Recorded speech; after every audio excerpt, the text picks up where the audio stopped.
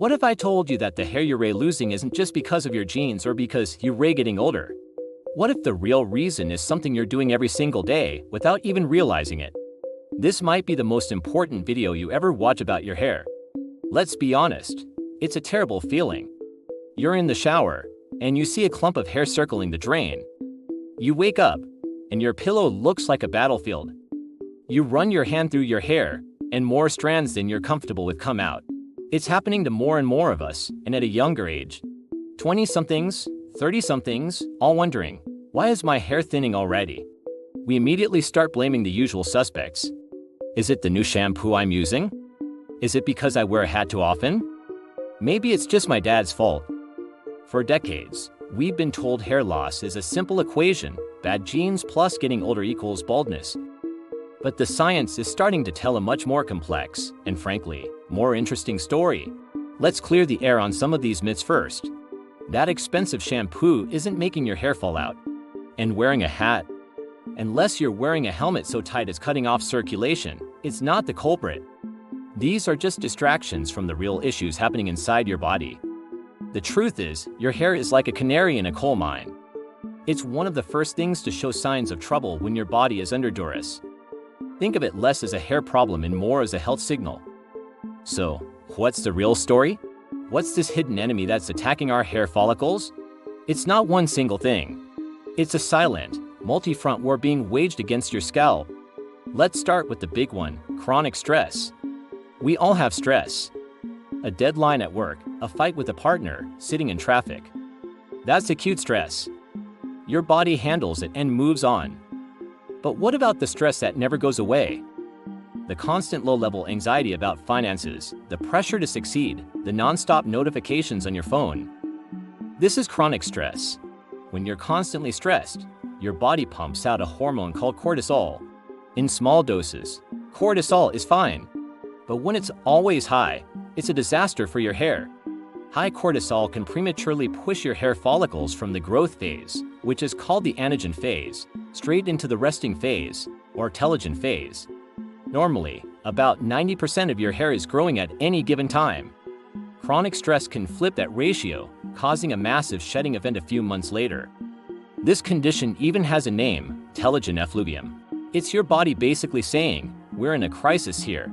We don't have the resources to grow hair, we need to focus on survival.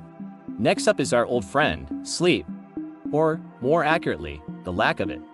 We live in a culture that brags about running on for hours of sleep. But your body does its most important repair work while you're sleeping. This includes regenerating the stem cells that are crucial for hair growth. Poor sleep disrupts your entire hormonal system, including the production of melatonin. We think of melatonin as just a sleep hormone, but it's also a powerful antioxidant that protects your hair follicles from damage. When you consistently skimp on sleep, you're robbing your hair of its nightly repair crew and its personal bodyguard. It's like trying to build a house but only letting the construction crew work for 2 hours a day. It's just not going to get built. Now let's talk about the villain you may have heard of, DHT, dihydrotestosterone. This is a powerful hormone derived from testosterone. For people with a genetic predisposition, their hair follicles are hypersensitive to DHT. DHT binds to receptors in the follicles on your scalp and causes them to miniaturize, or shrink. Over time, the follicle shrinks so much that it can no longer produce a visible hair.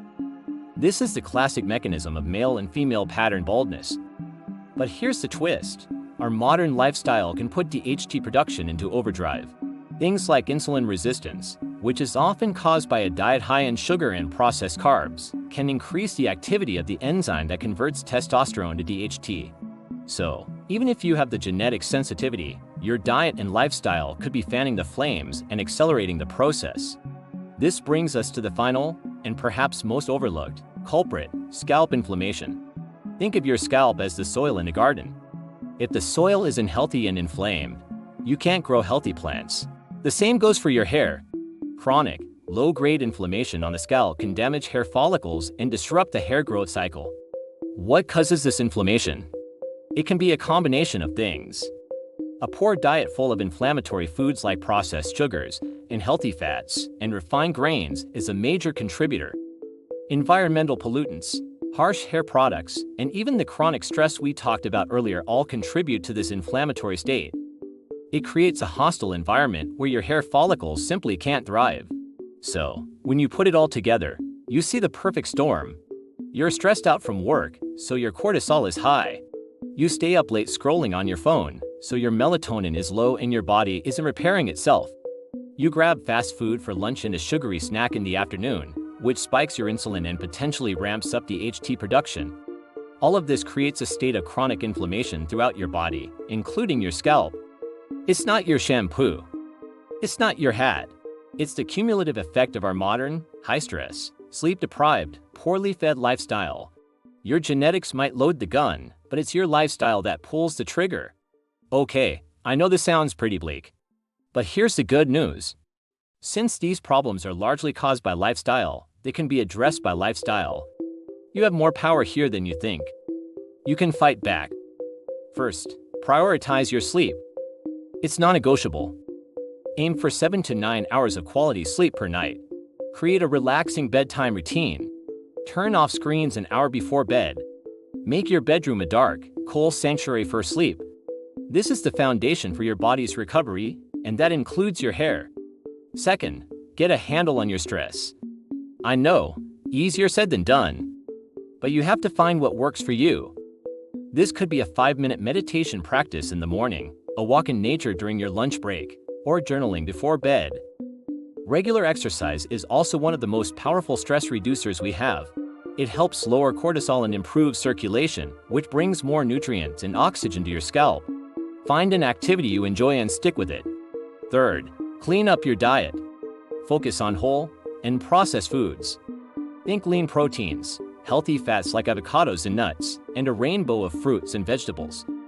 These foods are packed with the vitamins and minerals your hair needs to grow, like zinc, iron, and biotin. They also help fight inflammation. At the same time, try to minimize sugar, refined carbs, and processed foods that fuel the fire of inflammation and hormonal imbalance. Fourth, show your scalp some love. A simple scalp massage for a few minutes each day can do wonders. It helps to increase blood flow to the follicles, bringing all those good nutrients from your healthy diet right where they're needed. It can also help to reduce stress and tension held in the scalp. You can do it with your fingertips in the shower or while you're watching TV. It's simple, free, and surprisingly effective. So, the next time you see hair in the drain, don't panic. Don't blame your genetics and give up. See it as a signal. Your body is trying to tell you something. It's asking for better sleep, less stress, and better fuel. Hair loss isn't a curse, it's a conversation. It is an invitation to take a closer look at your overall health and make changes that will not only benefit your hair but your entire well-being. It's about shifting your perspective from treating the symptom to addressing the root cause. When you start to support your body from the inside out, you'll be amazed at how it responds. Thank you so much for watching. If this video helped you see your hair loss in a new light, please give it a thumbs up and subscribe to the channel for more deep dives into health and wellness. I'd love to hear your thoughts in the comments below. See you in the next video.